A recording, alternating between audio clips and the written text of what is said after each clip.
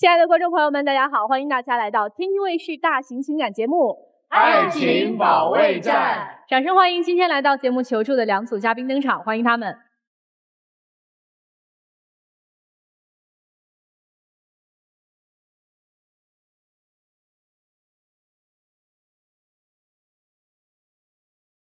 本期第一对情感嘉宾，张先生27岁，来自江苏，工人；李女士25岁，来自山西，幼师。他们遇到了怎样的情感困惑呢？你们的婚姻出现了什么问题？他就像一个长不大的孩子一样，成天到晚跟他那些朋友鬼混，一出去就2、3天，一点当爸爸、当丈夫的样子都没有。我真的是太累了，我等不到他的成长。他管的太多了，我只是工作累了想要放松一下，他就说个不停。再说了，我现在也改了很多了，但他就是看不见。都说男人要比女人成熟的晚一点，我要等到什么时候他才能真正的长大呀？你们结婚多少年了？认识7年了，结婚有5年了吧。宝宝多大呀？现在宝宝已经4岁了。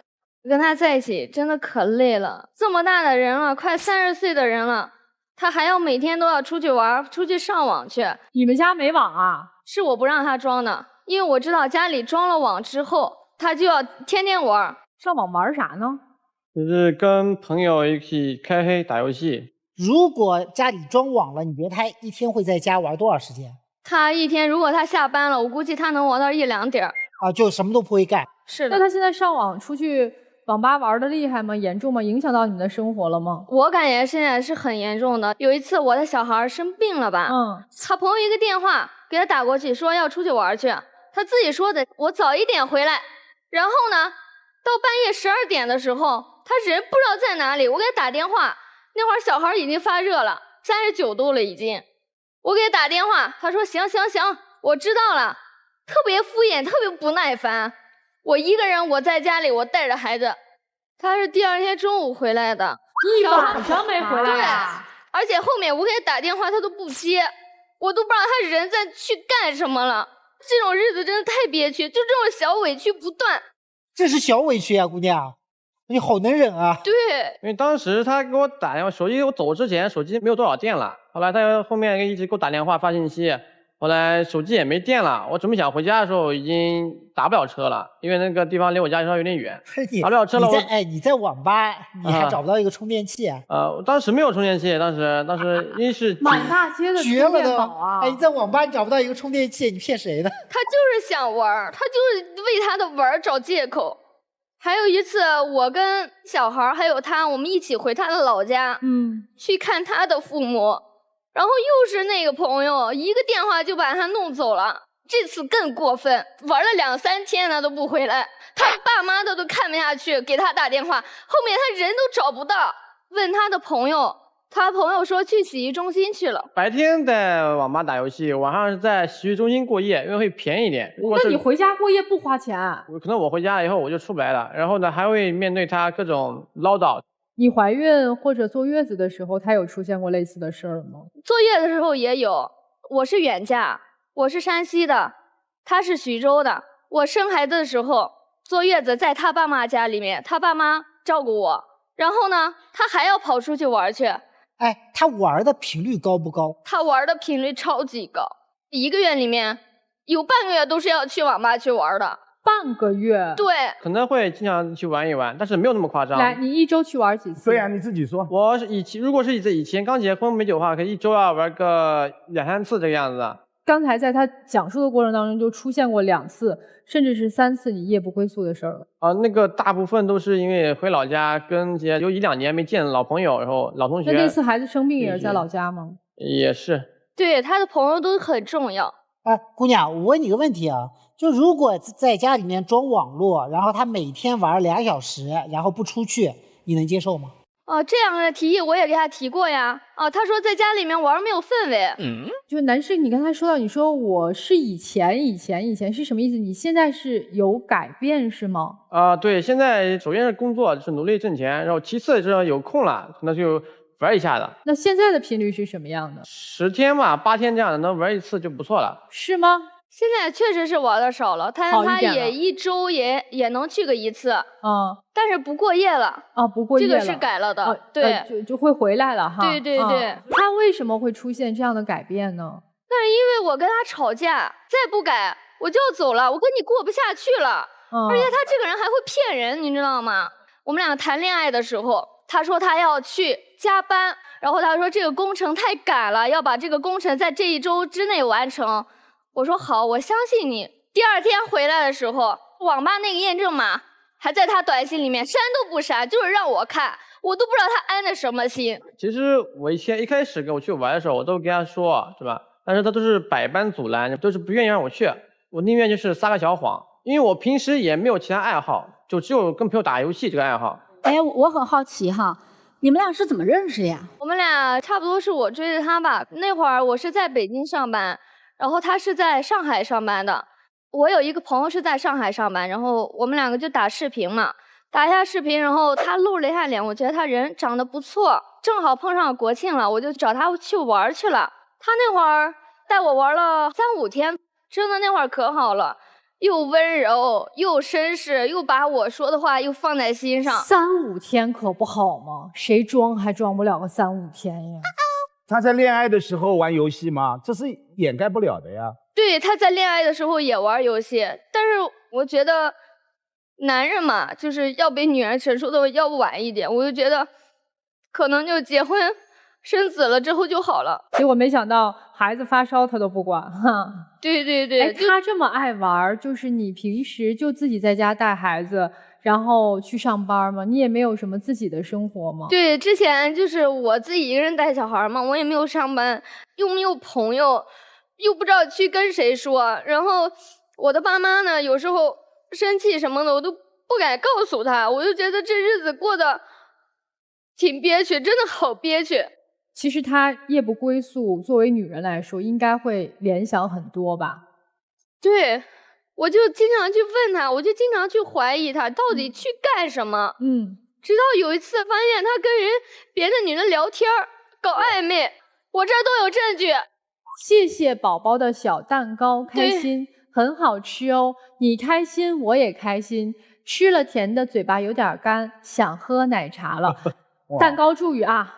愿年年岁岁，柴米油盐是你，灯火可亲也是你，生辰极乐，愿与你共赴星河灿烂，细水长流，岁月悠长。你始终是我故事里最温柔的篇章。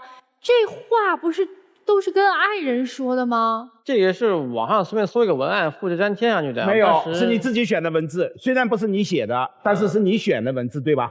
对对对。我那都是客套话，就是打游戏认识一些朋友，因为经常带我打游戏之类的。还有一张吗？啊，奶茶。哦，给人家点的奶茶，点了3杯，全点的热的，怕人家喝不了冷的。都有那2张图，你现在关注这杯奶茶是热的，我的天呐，姑娘，你真的是，你为啥点3杯啊？仨女的呀？因为我也不知道人家喜欢喝啥，我真的给点几瓶。贴心了，太贴心了。对，就全点了。我还给人家打电话核实过啊。人家女的都说了，他俩就是在搞暧昧。其实我们就只有打游戏的时候去平时聊聊天，偶尔平时线下很少会聊天，你知道吗？那个女生知道他是已婚的吗？她不知道，她在装单身。哎呀，最后人家女的都跟我道歉了。你就发现这一个问题吗？不是，她还跟人家闺蜜聊天。谁的闺？你的闺蜜？这个给点外卖的这个人的闺蜜聊天，她同时撩了2个。姑娘。我佩服你，你真能忍，你真能忍。对，你哭什么？你这时候不走了不就完了吗？我后续我也就是跟家里面人保证过了，再也没有什么跟其他异性朋友聊过天，然后也当他的面把所有就是异性的联系方式也都删掉了。对，你是删了。然后呢，上次我们几个人在家里，我们请朋友吃饭，他在那儿一个劲的玩手机，回消息，然后我俩不是并排坐的嘛。然后我就这样瞅了他一眼，他就说：“看什么看？有什么好看的？你这不是心里有鬼吗？”然后那是跟我哥们儿之间就是聊天儿，男人之间有男人之间的秘密，女人跟女人之间有之间秘密。我他的秘密什么，我也从来不去过问他。当着我朋友的面呀，对我大吼大叫的，让我特别没有面子。你还有啥面子呀？你现在啥面子都没有。还要啥面子？所以我就像一个笑话一样。这后面我也给他认错了之类的嘛，他老是会把以前的事情就是反反复复的去讲，说一遍又一遍，说一遍又一遍。姑娘，你是不是觉得这男的心里一点都没有你？我觉得他就是没有我。他还干什么过分的事情？拿着我们共同的钱哦，虽然这个钱是他挣的，他去打赏女主播，就几千块钱，那是我这个老多少钱？几千块钱，几千啊？小几千的，3、4千，3、4千。你一个月挣多少？一个月差6、7千元左右。一半的工资？打赏女主播啊？那是我以前一个同学同桌，上学的时候嘛，他对我很好，经常给我带早饭，然后呢辅导我功课之类的这些东西。你是不是以前喜欢过人家呀？也算是懵懂的这种之类的喜欢吧。不就是心里有人家，你想跟人家有什么嘛？因为他之前我那个朋友，他日子过得也挺难，他结过婚，然后也离过婚，然后呢，一个女人别人都难，就你老婆轻松是吧？啊，哎，你们2个人现在是生活在哪个城市啊？在徐州。你之前说他在上海，你在北京，那最后怎么决定说一个北京的，一个上海，怎么回徐州去定居了呢？那段时间刚结婚，那会儿都想好了，就以后都在上海发展。因为他哥一个电话，他哥说他要回徐州去，他就坐不住了，立马收拾行李，他自己回徐州去了。我就是因为不同意，所以他就把我留在上海，一个人不管不问。后来我自己一个人灰溜溜的拿着行李从上海我自己回我娘家去了，他都没怎么哄我，我自己不生气了，我让我自己去找到他。我每次哄他，他老是呛人，要骂我，要么就呛我，就很难沟通。哎，你在家里面爸爸这个角色怎么样啊？一开始小孩还小的时候，其实我觉得我做的并不是太好。小孩稍微大一点了，我觉得我做的还行，没事带小孩出去玩一玩。我觉得他并不爱我的孩子。你什么叫我的孩子？不应该是你们俩的孩子吗？对啊，就是因为他不爱，所以我才说成是我的。每天回家了啊，玩手机，我让他干什么？我说你去带小孩去上个厕所去。他说行，我知道了，等一会儿。难道上厕所也是一个要等一会儿的事情吗？姑娘，你看现在他一直都觉得自己在改，已经比以前好多了，但是你好像对现在的他还是不满意，对吧？他离我预期还差了一大截儿，对，你希望他改成什么样的？咱今天就把这个目标清清楚楚的提出来。因为我们2个结婚现在也5年多了吧，小孩已经4岁了。我一开始预想的就是我们2个人，你顾一点家，我顾一点家，都辛苦一点没有问题。你不要去上网，少去上网，少去跟你一些狐朋狗友一天到晚喝酒。顾一点家，对孩子好一点。他说的3点我都会做到，不敢说就立马就是做多么好，但是我会就是潜移默化的，然后是越做越好，就朝他的期望那方面去做。那接下来这样，我们先听听今天同样来求助的一组嘉宾，他们怎么看你们的事儿啊？我真的挺心疼这个女生的，只要是我的话，从第一件事发生开始就已经炸了，绝对过不下去。我想采访一下你，小朱啊，就是作为男人啊，就看到那个蛋糕，给别的女孩点那个蛋糕，你们男人怎么想？我的想法就是，我想劝劝她，挺明显的，这2个女的在是闺蜜的情况下，2个人同时还跟她有联系，并且非常明显的跟她说，我要找你直接要什么东西，都点名道姓的告诉你要奶茶要蛋糕了，而且不在一个地方，根本没想过要见面，这就是在拿你当提款机嘛。这是个能识别绿茶的男人啊！我挺羡慕这哥们儿，就是刚才就是你们。再说一遍，看你女朋友，你女朋友的那个眼光。真让我说完啊！就是我羡慕他，原因在于就是你刚才2位说的所有的事我都仔细听了，但是我感觉就是从第1条到你们俩说最后1条，哥们儿你胆儿真大，但凡我敢翻1条，我都死100回了。我行，圆回来了。他羡慕的是这个，他女朋友坐在本来一边是，你马上扭过去了。你差点都上不了这个台子了。来，接下来我们听听各位老师们怎么说。你们这个家真的没有一个家的样子，你们的婚姻就是别人说的过成了一个笑话。贪心太重，它会让一个男人他的生活失去重心。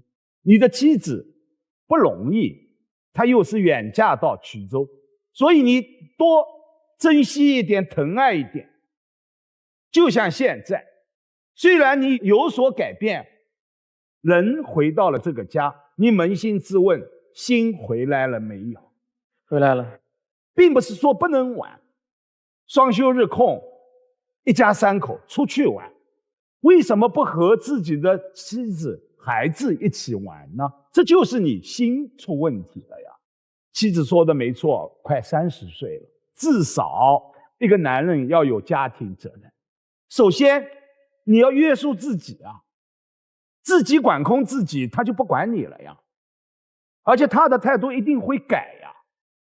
所以最后妻子还有暧昧，零容忍，如果再发现一次，立马离婚。你这辈子啊，就是在唱一出独角戏。我跟你讲啊，就是这个世界上就有一种男人是跟你老公一样的，他不是贪玩，他不是爱玩，他只是不喜欢承担责任。这也就是为什么他和你在一起，你拉着他结婚之后，他越来越爱往外面跑的原因。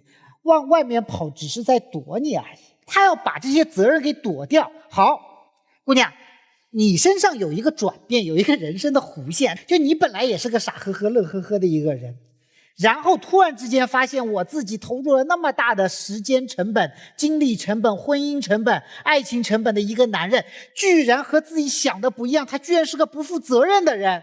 这个时候你突然之间有了一个应激障碍，你从一个以前很能忍、完全没有对抗性的人，突然之间变成一个非常焦虑、对抗性极强以及一点都不能容忍的人，对不对？对，他是不是变了？是的，对吧？所以你变成了一个炸弹，所以他为什么一而再再而三说不要呛我，是因为你感觉到他变了。以前的你也是个温柔可人的，我出去玩你从来不怎么样，都会忍着的，现在怎么变成这个样子？是的，是你逼他的，你把他硬生生变成了一个像刺猬一样的炸开刺的这么一个人。问题就在于你现在变成这个状态，反而能够让他往你想要的方向改变了。这个时候就要问一个问题了，你认为选择是一次性的还是可以多次选择的？如果选择是一次性的，那你就为了这一次的选择，你要不断的投入和改变自己，让自己变得越来越狰狞。如果是多次选择的，那你可以重选。也就是说，人有没有一个重新来过的机会？你今天是25岁，你今天是55岁，我就不跟你讲这段话了。你今天是25岁，虽然你带着一个4岁的孩子，但你依然有追求幸福的能力。那我今天在这个舞台上告诉你，你要这个男人的改变，只能换来沉默的接受和冷暴力的接受。你想要的幸福是不会得到的，你能够得到的只是一个影子而已。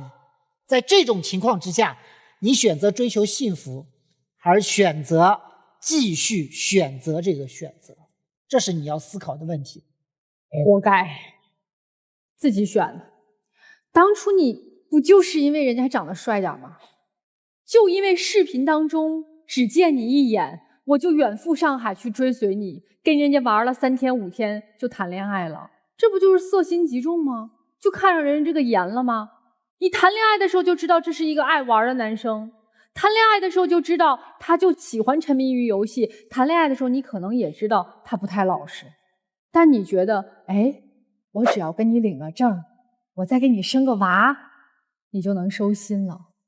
有这种想法的女人，你们脑子里面都进了什么东西呢？这种想法是20年前的，他不应该在这儿。对呀，就怎么在这个时代还能有这样的想法？我给你领个证，我就能让你变一个人，我给你再生个娃，你就能变一个人。他一直永远就是这样一个人啊，你变不了啊。你今天在台上提出来这3点，我告诉你，他一点都做不到。他能做到，也只是给你装个3天5天，就像你刚才说的一样啊，他那3天5天挺好的，是啊，我装我还装不了吗？我再说句扎你心的话，他可能不怎么爱你，他爱的更多的是他自己，他爱的是他自己那个内心的那个精神的那个世界，他爱的是游戏，他爱的是搞暧昧，他爱的是给别人送蛋糕，他爱的是自己想要得到的这种别人给他的认可的成就和欢愉感，他爱的是这些，他爱的不是你，所以他越来越烦你，越来越烦你，觉得你唠叨，对他打压，对他控制，他想逃离。所以姑娘如果现在暂时离不了婚，那我们就在心理上放弃这个男人吧。听完这姑娘说的，我觉得我作为一个已婚女性啊，我真的感觉到非常的心酸，我很心疼你。在这段婚姻我看到的都是你一方的牺牲跟付出。这个男孩子就像一个什么长不大的，真的至死是少年。其实先生，我想问你一句，你的孩子叫你一声爸爸，你答应的问心无愧吗？是有。你自己觉得在这段关系你错了吗？错了。但是错不是嘴巴上说我错了，而是得用你的行动让他看到你将来不会再犯错。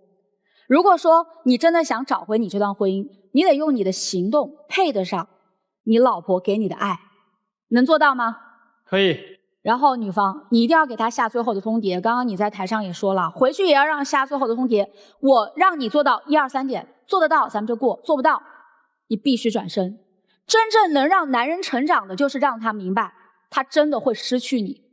如果在一段关系里面他永远都觉得你会回头，你不可能离开，他失去不了你的时候，他永远都是那个孩子。但我相信你已经当了一个妈，也不想当他的妈了，所以一定要坚定。婚姻不是爱情的坟墓，婚姻是爱情的考验场。尤其当你们的激情褪去之后，剩下的都是责任，共同成长，一起来共担风雨。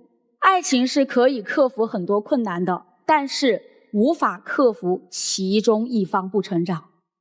所以真正成熟的爱情跟婚姻，就是两个成熟的灵魂可以在各自的路上互相扶持，所以你们得朝着一个目标走。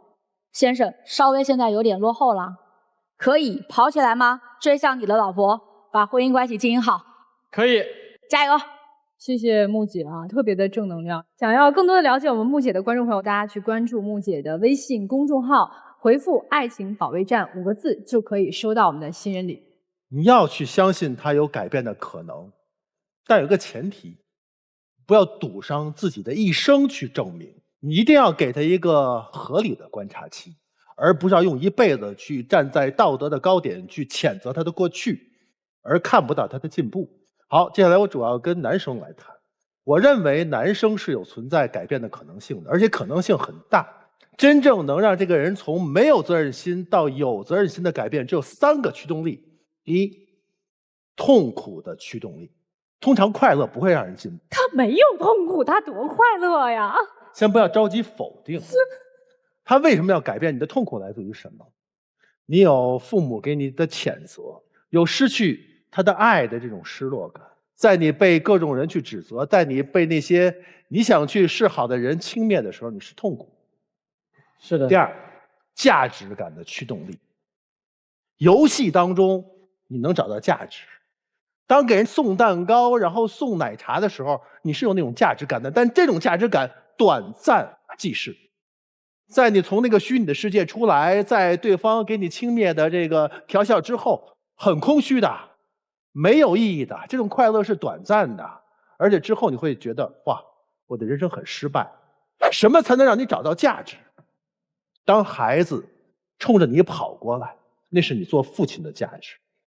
当你的爱人重新对你有一种审视信任的眼光时，那是你的价值。当你的父母真正觉得儿子长大了，当你在你的事业当中取得进步时，那是真正的价值。你现在找到几个？如果没有，继续去寻找它。第三，就是外部的一个系统性的支持力，这里面很大的一部分来自于你要对他的进步认可的。我刚才做了一个蛮详细的记录啊，我发现你的林林总总他的罪状全都是发生在恋爱、坐月子、刚要孩子之后，没有现在。现在他分明是进步，他现在做的是在向好，你一定要给他正向的鼓励。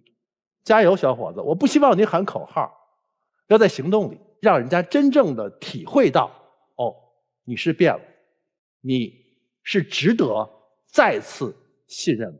好，谢谢二位啊。那接下来你们2位坐那儿休息一会儿，也听听我们其他一对嘉宾呢，他们遇到的困难，好不好？来，我们请2组嘉宾交换位置，谢谢。本期第2对情感嘉宾，小朱27岁，来自黑龙江，私营业主；小张27岁，来自黑龙江，私营业主。他们遇到了怎样的感情问题呢？感情中最大的问题，他就是不爱我了，一直拖着不跟我结婚。他想一出是一出，他从来都不考虑现实情况。最影响感情的事情，他对我有成见，看不起我的朋友，也看不起我。他那些男女闺蜜呗，整天劝人分手，还给他介绍新男朋友。希望对方做出的改变，摆正自己的态度，愿意为我付出努力和行动。做事考虑后果啊，别总不知人间冷暖。祝天津卫视官方微博参与互动，赢取惊喜好礼。精彩节目稍后继续，精彩节目马上开始。你今天的主要目的是逼他跟你结婚吗？我不是想逼他跟我结婚，我是觉得我们两个既然都已经谈了这么长时间了，已经谈了2年多了，然后年龄也到了，也该考虑结婚的事情了。他也同意了，但是就是在这个推进结婚，包括婚礼啊一些行程安排的这个过程中，一直都进行不下去。我们俩是从去年开始决定今年10月份左右举行婚礼。他跟我说想结婚了，我也觉得我们谈了这么久可以结婚了，感情也到这儿了。我第一时间我的态度是我同意结婚，但是我们俩想法是有一定的分歧，就是我比较倾向于旅行结婚，去一些我们想去的地方，然后可以拍他特别好看的照片，然后旅行结婚可能对于现在的我们来说更合适一点。但是他的想法是一个女孩一辈子就一次，我必须得办一个盛大的让人触目惊心的婚礼。触目惊心。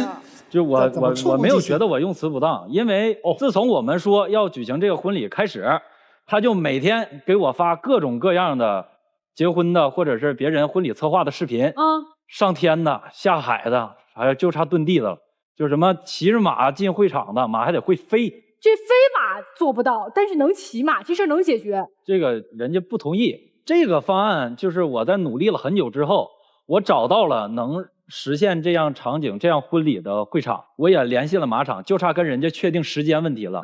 结果人家变卦了。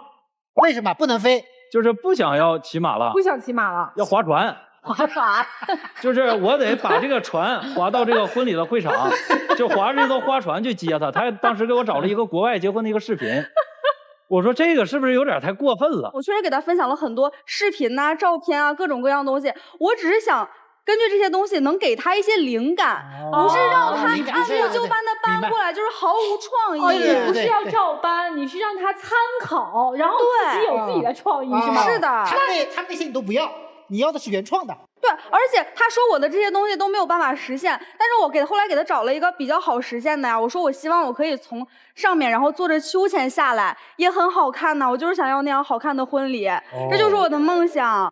吊个威亚是吧？这可以，就是一个秋千下来，我就觉得很好看。然后他就是也不行，他恐高，而且恐高很严重。就是我们俩一块儿出去玩的时候，上场那种就是直达3、4层的那种扶梯，他坐了，他都手抓着我，他不敢看。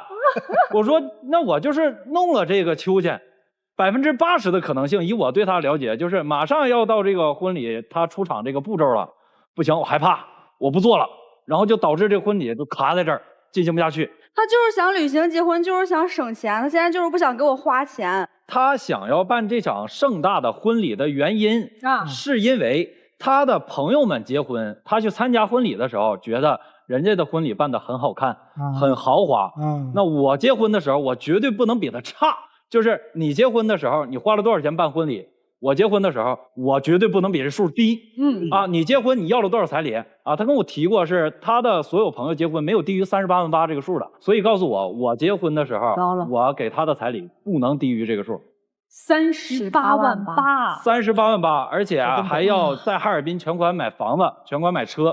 我觉得这个要求你现在那个挣多少钱啊？我现在肯定是赚不来这100多万。房子的事儿解决了吗？房子的事情暂时还没有解决，卡在结婚这一步了嘛。因为我想继续再往下推进我们俩结婚这个事儿。那我手里的这些钱，我不知道我是应该把它拿来办婚礼，还是把钱给他当彩礼，还是我先交首付买房子，但人家还要求全款买。家里不能帮衬一下吗？我可能家庭比较特殊，我很小之后就跟父母不再联系了，而且我父母也是农民，他们没法在这件事情上给我什么帮助。你方便说个大概的范围吗？你一共现在存款有多少？现在几十万是有的，几十万是有，但是肯定是不够房子的肯定不够全款买房子或者全款。27岁能存下几十万，能存几十万非常厉害了。姑娘，你知道他这个情况吗？我知道他家里面是这个情况。不是，你知道他这个情况，那这个人说明这个人不符合当你老公的条件啊。但是我很喜欢他呀，我跟他说了这些事情。你石头里面怎么榨油呢？比如说你现在所有提出的要求150万能解决，他只有40万，这个时候你给他一个方案，他应该怎么办？对呀，我之前告诉过他，我说这些事情我们是可以去商量的。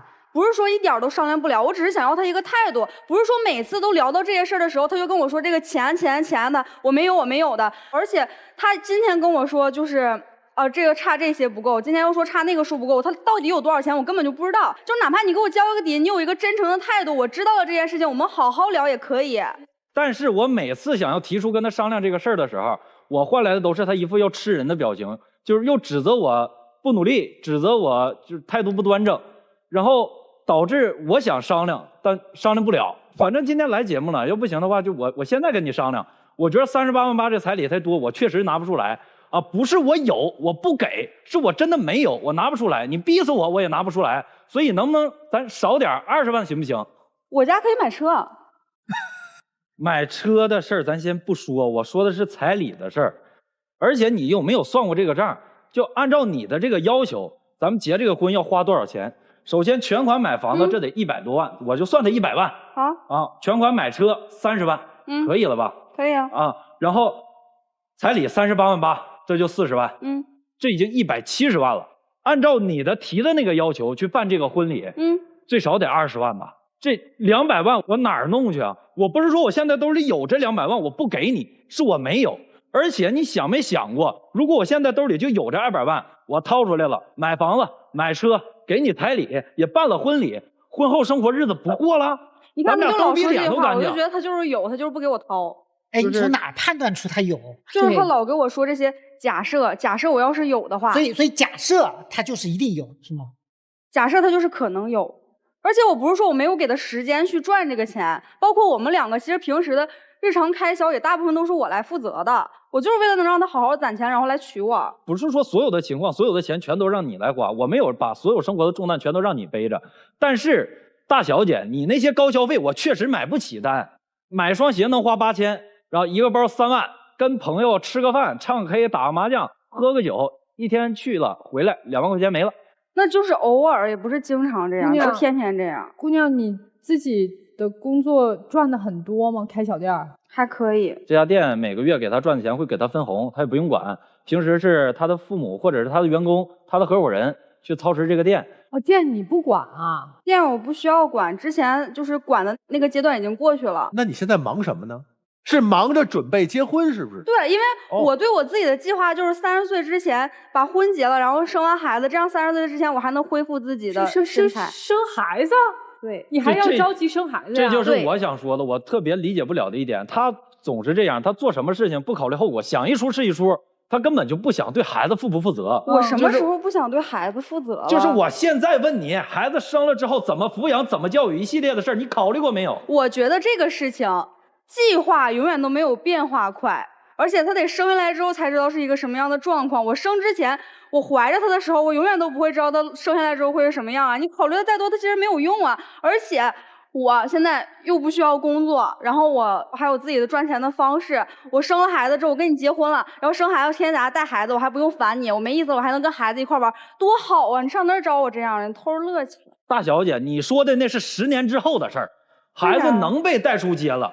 他可以被你领着满街走了，你才能带他出去玩。前10年呢，不过了，尿布不用换，孩子不喝奶粉，后半夜2点多你睡觉的时候他哭，你不起来吼，还是说这孩子你打算怎么着？像你带回来的那条狗一样，直接扔到你朋友家去，或者扔给你父母，你不管了？那小狗是咋回事？前段时间他的一个朋友要出差，因为工作原因1个礼拜不能回来，然后他那个朋友家里面有只狗。他主动跟人请缨说：“你把狗放我们家来，我跟我男朋友都挺喜欢小动物的，我给你照顾。”觉得那狗可爱，要抱着狗睡觉，就把狗放在枕头边。第2天早上起来的时候，发现狗把他枕头给尿了，然后就不行了。当时那个嘴脸就变了，这狗说啥就不养了，怎么拦不住，就非要给他朋友送回去。找到他另一个朋友，就把这狗又给送走了。之前这个小狗，我本来觉得挺容易养它的，但后来我发现它教不会，它上厕所这个问题。那天确实把我枕头尿了，我真的就炸了。你小孩以后还可能在你身上拉呢。但是小孩是我生的，小狗又不是我生的。哦，你是这个逻辑啊？对啊。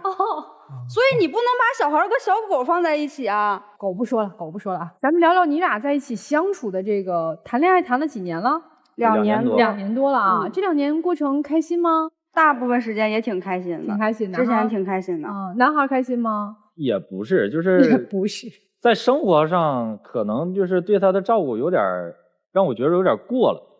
就是他呢，就是上节目，你看穿的很漂亮啊，也把自己收拾得很干净。但是家里面就是如果我不收拾，家里面没有落脚地儿，就是他的衣服啊，就是随地撇，基本上是客厅一堆，卧室一堆，然后卫生间还得攒一堆没洗的，然后做饭、刷碗、买菜、擦地、洗衣服这些事儿就别指望了，不可能。我觉得这件事情是这样的，我只是乱，但是我不是脏。我觉得所有的东西收拾完摆放在这儿，只要我用它，它一定会乱。但它如果乱到一定程度，就不会再乱了。我收拾了，他还觉着我给他添乱，是他觉着我一大男人每天盯着这点家务围着锅台转，我没出息。用他的话说就是，你有这时间精力，你不如你好好工作啊，你多赚点钱，你请个保姆，咱们不都不用干活了吗？多有道理啊！就是你想想，你多赚点钱，然后咱俩天天因为你觉得我不收拾，然后我觉得你事儿多，这样咱俩找个保姆，谁都不用收拾了，你也不用干活了，我也不用干活了，咱俩再也不吵架了。那你得让我好好工作，你别影响我工作呀。我怎么影响你工作了？我那天是店里边休息，然后我没去，但是我还有点工作，我需要在家完成，所以我就在客厅，我打开电脑，我在写稿子。我写到一半的时候，他吵着我让我陪他。然后我这时候可能有点急躁了，我说我求你能不能等一会儿，我马上把这节工作忙完，我忙完我再陪你。结果人家脸呢唰就撂下了，直接把我电脑关了。我写了一半的稿子还没保存，这一天就白干了。但我没想到他写了他没保存。再有就是他总会跟他这些朋友啊去攀比，他就觉得我给他丢面子。然后我就一直想跟他说的是，他这些所谓的朋友没什么正经人，真的没必要。不是正经人，谁朋友不是正经人了？而且朋友啥时候那时候说你了？我可没那么说过啊。他朋友怎么了？有一天我晚上我回家之后，我发现没在家，然后我就想我去找找吧。我刚下楼在单元楼门口，我发现人家正跟另一个我不认识的男的有说有笑，举止亲密，挥手告别呢。然后我才知道，就是不知道哪儿来多出来一个男闺蜜。就是他每次跟我说我出去玩了，然后一玩一天，或者一玩一晚上，后半夜3、4点、2、3点才回来。我一直以为人说这闺蜜是一帮小姑娘，结果不知道哪儿冒出来一男闺蜜来。这个男生他确实是我的闺蜜，我们是高中同学，就是从小一起玩，就特别好。关键他这男闺蜜不是个省油的灯，是自从上次大晚上送她回家，我知道了之后，我们俩当天晚上就因为这个事儿吵架。他还说什么我俩要有事儿早有事儿了，比你认识早多了。我说这叫什么话呀？但是我也明确的跟他表示了，我说你已经是有男朋友的人了，而且咱们俩计划要结婚了，你能不能跟其他异性保持点距离？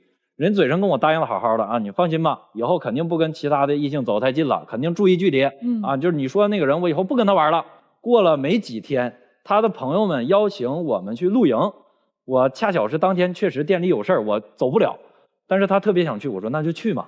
当天下午吧，我在店里，我刷手机看朋友圈，我们的一个共同好友发了一个朋友圈，内容是一张合照，在他旁边坐着一个男的，就是上次送她回家那男闺蜜。而且我也问了我这朋友，我的女朋友70%的时间都跟这男生在一块儿，两个人关系看起来确实挺好的。而且她这男闺蜜还在背后说我坏话，说我太敏感，说我小心眼，说我不是他正缘，要劝我们俩分手。这是正经人干的事儿，这什么朋友啊这是？但是他说的问题确实是你的问题啊，而且不止一个人这么说呀。妈，已经给你洗脑了。我觉得这件事情里面，他的那个朋友才有问题。他说的这个话，感觉就像是他故意专门就是去监视我的。你的那个男闺蜜，去劝你跟他分手了，是吧？其实是这样的，那段时间我们两个就是老吵架，然后我这个人呢，就有点喜欢蛐这些小事儿跟我的朋友。那我的朋友当然要站在我这边说话了。你没有女性朋友吗？你也有男生，女生也说，也是她闺蜜。她这女性朋友是经常会来我们家，她这个闺蜜还在上大学，经常放假没事的时候就会来我们家一块吃饭一块住，这都无所谓，因为朋友们来家里玩很正常。但是她这女闺蜜，她端起碗吃饭，放下碗就骂人，前脚在这好吃好喝的，背地里就开始跟我女朋友说我坏话，吹耳边风啊，什么我对他又不耐心了，说我吼他就是不爱他了。她这女闺蜜也是劝我们俩分手，还要给他介绍新男朋友。就是她干过一个非常非常让我觉得幼稚的事儿，幼稚的让我觉得可笑。她在她的闺蜜群里边发起投票，问她这些闺蜜支不支持我们俩结婚。我把截图带来了。那你输了呀，66%反对呀。因为她所有的朋友基本上对她怎么，我为啥说她的朋友不正经？她所有的朋友拿她当提款机用。拿他当土大款，因为一块出去玩的时候，永远是他买单。他花个1万2万吃顿饭，他不在乎。反正我不支持，他婚礼都不惦记给你好好办，以后不一定怎么对你呢。这么小心眼人，现在都这么能挑理，结婚之后有你好日子过。其实我觉得还行，看他彩礼啥态度，行是行，但你俩结婚以后，咱们就得断道了吧？婚礼怎么办？谈妥了吗？跟他结婚你图啥？快醒醒吧，我的宝！他们只是向着我说话而已，而且我也没有说完全采纳他们的意见，我就是想听听，就是我的朋友们他们是很了解我的，可能在他们的视角里觉得我适合一个什么样的人。你适合什么样的人？我觉得我就适合他这样的人，但是我的朋友们他们有的不这么想。你会这个对你男朋友管得特别严吗？比如说我得翻翻你的手机啊，然后我得看看你每天跟谁联系啊。不会。怎么不会呢？他翻过，就一回，还是在我不知道的情况下，我就看见人家气哄哄的，就是在沙发上拿着我的手机。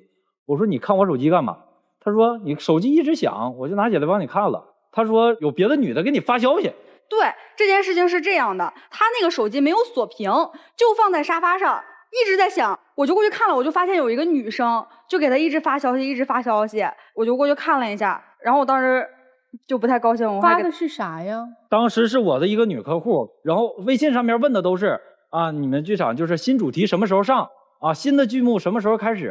现在剧本创作到什么程度了？他就拿我手机替我回人家，回你就好好回，他阴阳怪气人家啊，这新剧本什么时候上？这就不劳您操心了。我是觉得你给了这个缝，他往里面插这个针啊，是我没边界感了。对啊，你说我这话你也配呀？咋？我们俩经常一块儿出去逛街、出去玩的时候，他就站在我身边，就是在商场迎面走过来一个男的，但凡长得好看点，都得趴我耳根子上夸人夸半天。然后发现我店里某个客户啊，长得好看，他就跟我说他要去加人家微信。因为那段时间我感觉他回别人的微信就是好的呀，没事呀，明天见呀，怎么啦？然后回我就是行。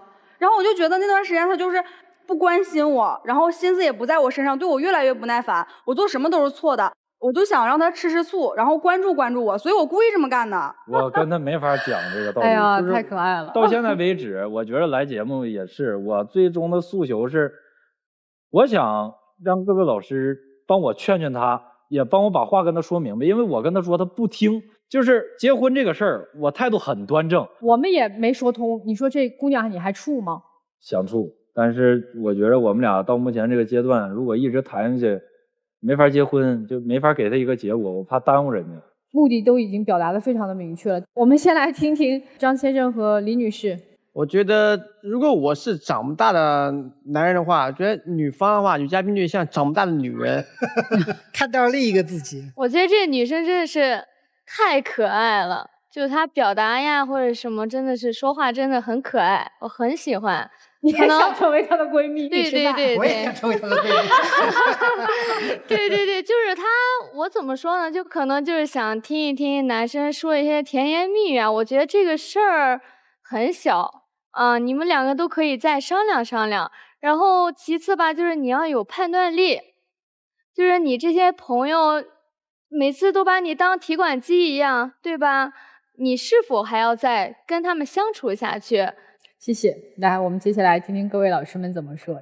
确实，我能够感受到这位女生的内心有着非常广袤的星空，而且浩瀚美妙。但问题是，幻想世界它和现实世界之间很难找到那个公约数，也很难找到那个平衡点。我能够感受到这个男生的难。就刚才我听到你们设想的和别人完全不同的婚礼，我真的大跌眼镜。之所以要这样一场奢华的婚礼，是因为攀比。他这样的一个小男生做得到吗？做不到。所以这比这个东西，我认为你会把自己毁掉的。另外，你说这个男生他非常的自立自强，27岁已经攒下了几十万块钱，不容易。他的眼里，婚礼就是一场仪式，他看重的是里面的内核。但是男生不用讨价还价，我坚持自己的底线，坚持自己的原则。我并不是不想结婚，是我想结一个双方能够接受的，又是脚踏实地的，又是符合你们现状的婚礼，没错。但是你应该想办法和他聊啊！我坚信他并不是一个蛮不讲理的。我有点伤感，为什么呢？因为我看到了2个阶层的孩子拼命的想和对方相爱，但是又因为阶层的不同，处处碰壁。姑娘，我跟你确认一个事儿，你说的态度这个问题，是不是只要他态度到了，你爹妈已经答应把这场婚礼都抵了？其实是可以的。你看，我就知道。所以你到最后只要摸出38.8万就可以了。在他的意识里面，你能掏出38.8万，然后承诺以后这个房子的钱我会还给你爹妈的。好，这个事情解决了，是不是？你看我说的一个字没错吧？没错。你看，但这个事儿你能接受吗？我是不太能接受，就是我们的婚礼需要别人对呀，问题就在这个，你能接受他爹妈给你买房吗？全款，对吧？你接受不了吗？所以为什么我说我伤感嘛？我伤感就伤感在这个地方，俩都好孩子，我都挺喜欢你们俩的。这姑娘，我跟你讲，你真的挺可爱的，你也很善良。但是我跟你讲一个道理，你的可爱和善良，我不是骂你啊，你的可爱和善良来自于你的无知。你的无知是阶层性的无知。你说你的朋友都是好人，我相信你说的实话，在你眼里看起来他们都是好人，但是你没有验过。你为什么没有验过？因为你只经历过光明，没有经历过黑暗。你只经历过有钱的时候，你没经历过没钱的时候。你只经历过顺境，没经历过挫折。你没在那些最坏的时候去验他们，所以他们当然是好人。而他和你恰好相反，所有一切都是他自己挣来的。他很爱你，你也很爱他，这个没有任何毛病。问题就在于他能爱不爱得起你。但是小伙子，我很喜欢你，因为你在这个世界上是真正靠自己一手一脚拼出来的人。27岁你能攒下这份家业，你是一个了不起的人。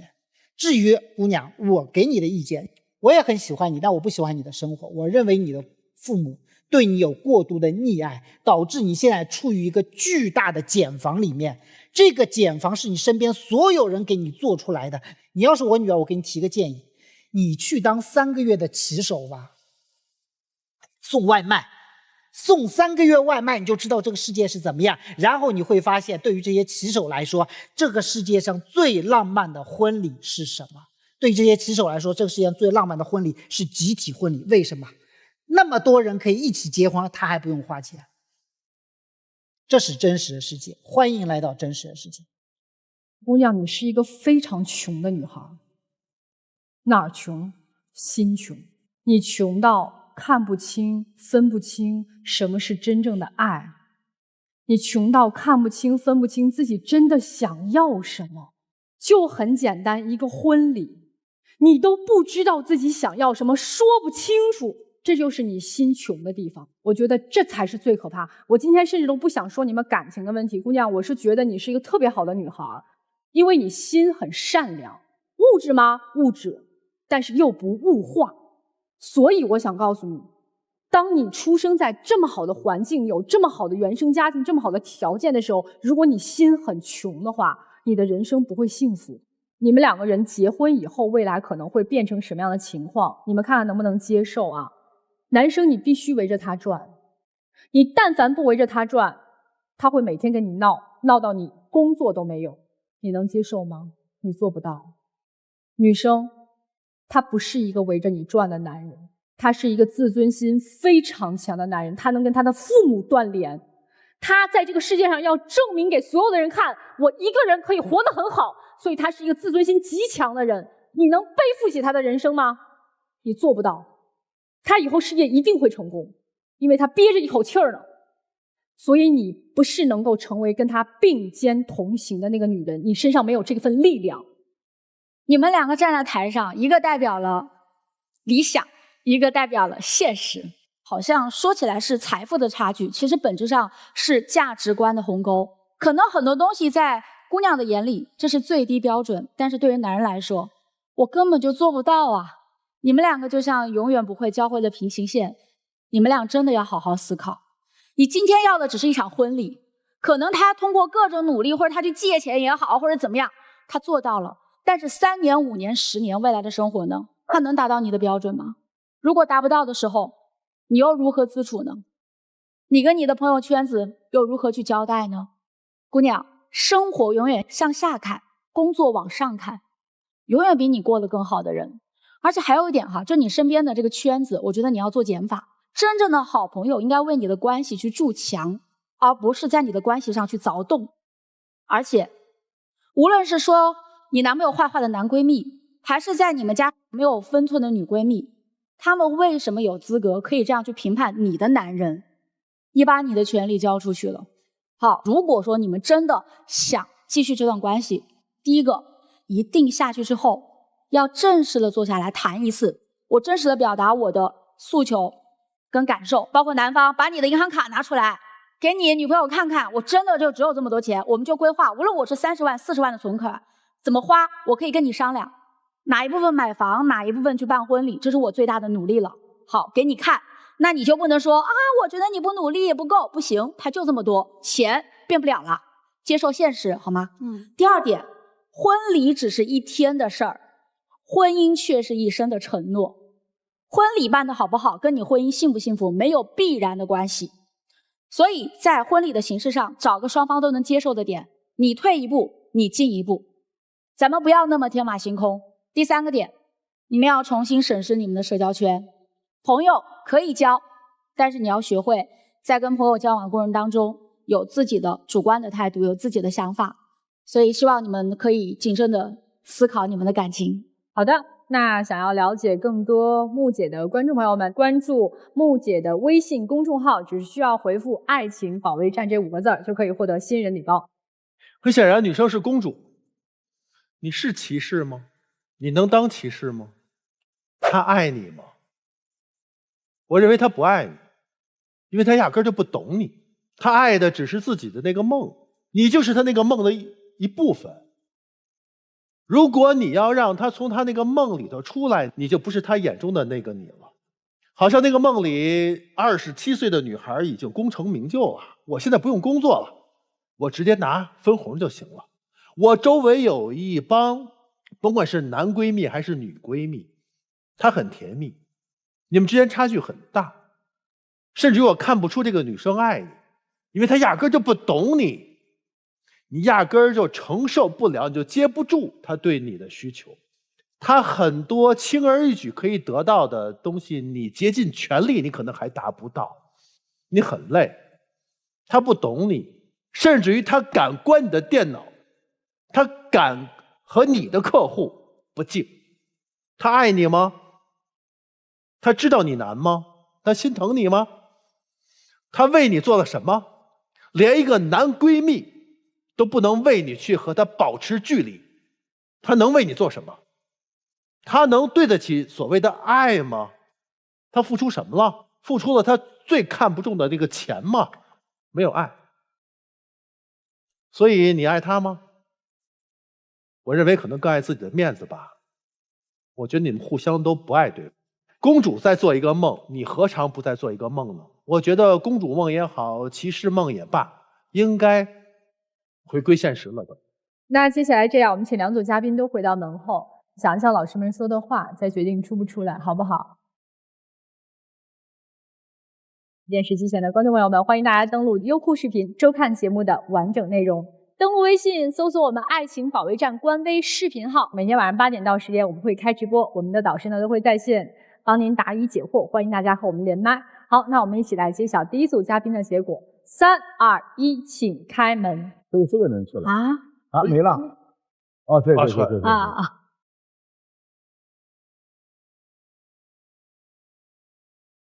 出来啥意思呀？我们还是想就是把家放在第一位，每天该上班上班，下班就回家陪老婆啊，该做家务做家务，该带小孩玩就带小孩玩，把自己的事情就作为一个丈夫，作为一个父亲的一个责任一个义务，就是尽好。美好发生怎能不看？接下来让我们一起进入中国广电真情时刻。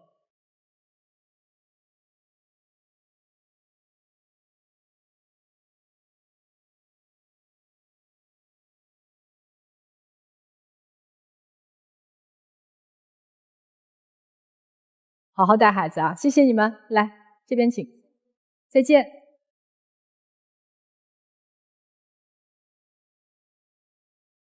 好了，那在我们揭晓第2组嘉宾的结果之前呢，要提醒一下想要参与我们爱情保卫战的观众朋友们啊，你们如果有情感困惑的话，打开微信搜索爱情保卫战官微的公众号、视频号，或者在抖音搜索我们爱情保卫战的抖音官方账号报名就可以了。记着，我们不收取任何的报名费，小心被骗。好，我们一起来开门看答案。3、2、1，请开门。入天津卫视官方微博，参与互动，赢取惊喜好礼。精彩节目稍后继续，精彩节目马上开始。请开门。不会出来，这个我估计会有问题。但我觉得会的。不会，因为这个男生确实没了，